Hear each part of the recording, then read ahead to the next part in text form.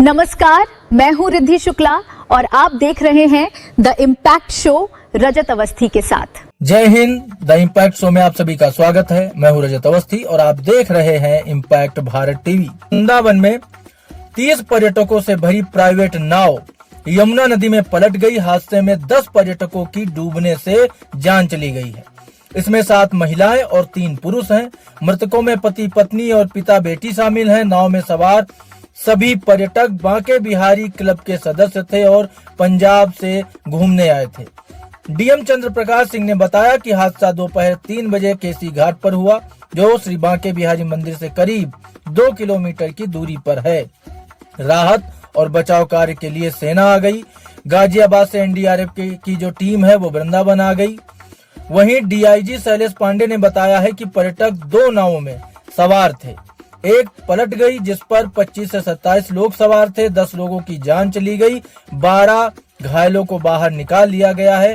3 से 5 लोगों के अभी लापता होने की भी सूचना है। रेस्क्यू टीम लगातार अभी वहां पर सर्च ऑपरेशन अपना चला रही है। जिस जगह पर दर्शकों ये हादसा हुआ वहां करीब 30 फीट पानी है। हादसे के बाद नाविक फरार हो गया। शुरुआती जांच से पता चला है कि नाव की क्षमता 15 श्रद्धालुओं की थी, लेकिन नाविक ने 25 लोगों को बिठा लिया था।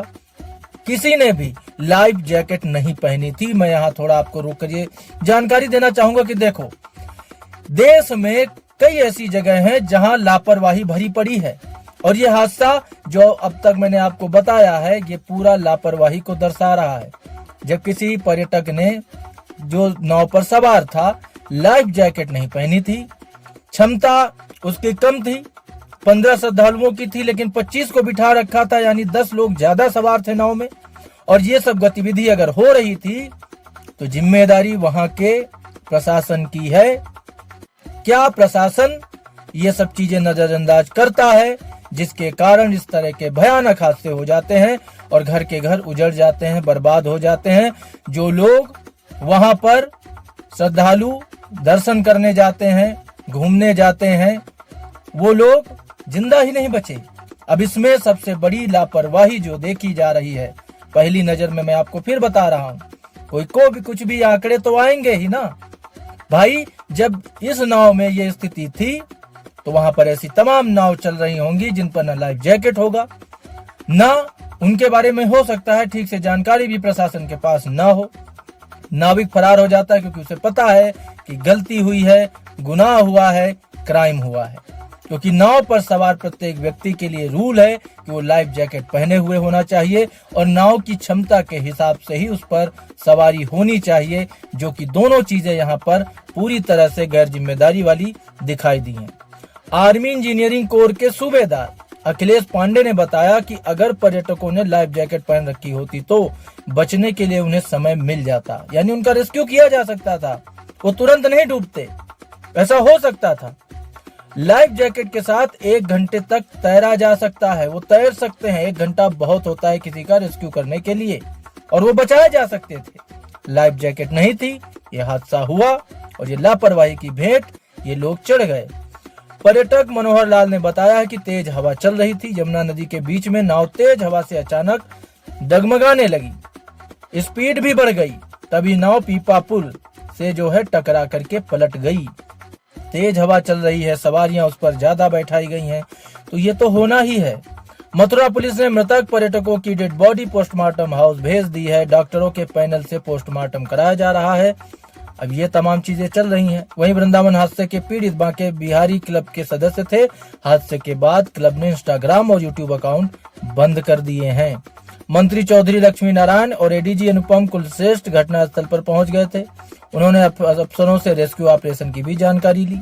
हादसे पर पीएम मोदी, गृह मंत्री अमित शाह, यूपी के सीएम योगी आदित्यनाथ, पंजाब सीएम भगवंत मान, आप के संयोजक अरविंद केजरीवाल जैसे नेताओं ने भी शोक जताया है। वृंदावन में 5 लापता लोगों की लिस्ट भी सामने आई है, जिसमें मानिक टंडन निवासी जलालाबाद, पंकज मल्होत्रा निवासी अबोरा और निशब शर्मा निवासी जगरांव, यश निवासी लुधियाना, एक युवती है जिसका भी नाम सामने नहीं आ रहा है, नाव हादसे के बाद जिला प्रशासन ने हेल्पलाइन नंबर भी जारी किया है, जो मैं बोल देता हूं। अगर किसी को जरूरत लगे तो उससे संपर्क कर सकते हैं।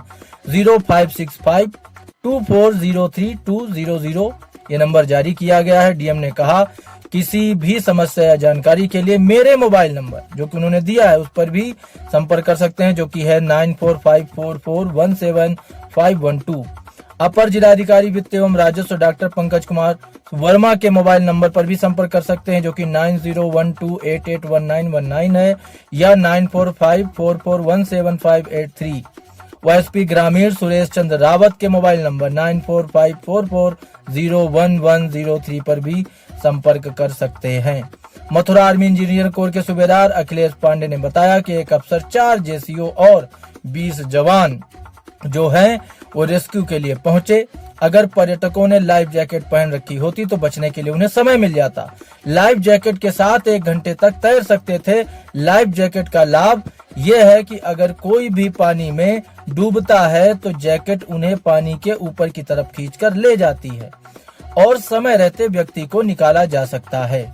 तो ये घटना बिल्कुल पूरी तरह से क्राइम ही आप मान सकते हो, और ये क्राइम भी है, ठीक है ना, क्योंकि सबसे बड़ी चीज यही है कि जब लाइफ जैकेट नहीं है, सवारियां तादाद से ज्यादा बिठाई गई हैं, तो इसका दोषी कौन हुआ? पहला तो प्रशासन जो इन सब चीजों पर ध्यान नहीं देता। आप देखते होंगे पब्लिक ट्रांसपोर्ट में जो गाड़ियां चलती हैं जिसमें लोग सफर करते हैं उनमें भी अक्सर हादसे होते हैं, और उनका कारण भी कभी कभी या ये कह सकते हैं ज्यादातर ओवरलोडिंग ही होता है। मतलब ज्यादा लोगों को बिठाया गया है। अगर 7 लोग अलाउ हैं, 5 लोग अलाउ है तो उसमें 15-15 लोग तक बिठाए जाते हैं। अब आपको बताते हैं जिन लोगों की जान गई है। कविता बहल पत्नी विजय कुमार, जगरांव गीता कॉलोनी लुधियाना, राकेश गुलाटी फेज 2 डूंगरी लुधियाना, अंजू गुलाटी पत्नी राकेश गुलाटी फेज 2 डूंगरी लुधियाना, प्रिंसी पुत्री चरणजीत जगरांव लुधियाना, चरणजीत जगरांव लुधियाना, आशा रानी पत्नी अर्जुन दास मीणा भिवानी हिसार, मीनू फेज 2 डूंगरी लुधियाना पंजाब, मधुर बहल पुत्र विजय कुमार जगरांव गीता कॉलोनी लुधियाना, ईशान कटारिया और करोरी। मृतकों में राकेश और अंजू पति पत्नी व चरणजीत और पिंकी पिता और पुत्री भी थे। वृंदावन में हादसा हुए कई घंटे बीत चुके हैं। सर्च ऑपरेशन जारी है। स्टीमर और लापता लोगों की तलाश भी की जा रही है। आर्मी, पीएससी और गोताखोर लगातार वहां पर सर्च ऑपरेशन कर रहे हैं। लेकिन मेरा सवाल फिर दर्शकों यही है कि अपनी जान को जोखिम में डालकर आप भी क्यों बैठते हो? आप जब देख रहे हो कि नाव वाला ज्यादा सवारियां बिठा रहा है, तादाद से ज्यादा बिठा रहा है, तो आपको भी सतर्क होना चाहिए। कहीं ना कहीं हम भी गलती करते हैं और हमें भी सतर्क होना चाहिए अपनी जान, हमारी जान बचाने के लिए। और सबसे बड़ी चीज कि ये लापरवाह प्रशासन कब सुधरेगा और कब देखेगा कि ये अनावश्यक चीजें, ये क्राइम आंखों के सामने हो रहा है। भाई अगर ज्यादा सवारियां बिठाई जा रही हैं, लाइफ जैकेट नहीं है, तो घाटों पर तैनात जो कर्मचारी हैं, पुलिस विभाग के लोग हैं, उनको क्या दिखाई नहीं देता है कि ये सब चीजें अनियमितता की जा रही है? क्या वो उस पर रोक टोक नहीं करते हैं? क्या उस पर ध्यान नहीं देते हैं? क्या उस पर लगाम लगाना जरूरी नहीं समझते हैं? मेरा तो आग्रह है सीएम योगी आदित्यनाथ जी से कि इस पर कठोर कार्रवाई भी होनी चाहिए, और जो विभाग के लोग इसमें दोषी हैं, जो कि हैं, उन पर भी पूरी तरह से कार्रवाई होनी चाहिए, एक मिसाल बने, ताकि ऐसी चीजें ना हो। और अभी तुरंत के तुरंत वहां पर सर्च ऑपरेशन चलाया जाए, वहां त्वरित कार्रवाई की जाए। जो लोग भी ऐसी हरकतें कर रहे हैं, सभी नाव वालों की पूरी जानकारी नोट की जाए, और जो नाव वाले इस तरह की चीजें कर रहे हैं जिनमें लाइफ जैकेट नहीं है और लोडिंग लेकर चल रहे हैं, उनको प्रतिबंधित किया जाए। ये होना चाहिए, ये जरूरत है इस समय की। तो दर्शकों, अपनी जान आपके हाथ में भी है, आप भी थोड़ा सतर्क रहें, और ये जो लापरवाह प्रशासन है इस पर कार्रवाई जरूर होनी चाहिए। मेरा आग्रह फिर एक बार है सरकार से, केवल शोक जताने से नहीं होगा, उस पर कार्रवाई भी करनी पड़ेगी। आज की ये बड़ी खबर यहीं तक। हमारी मुलाकात आपसे कल फिर होगी एक और बड़ी खबर के साथ। तब तक आप देखते रहिए इम्पैक्ट भारत टीवी।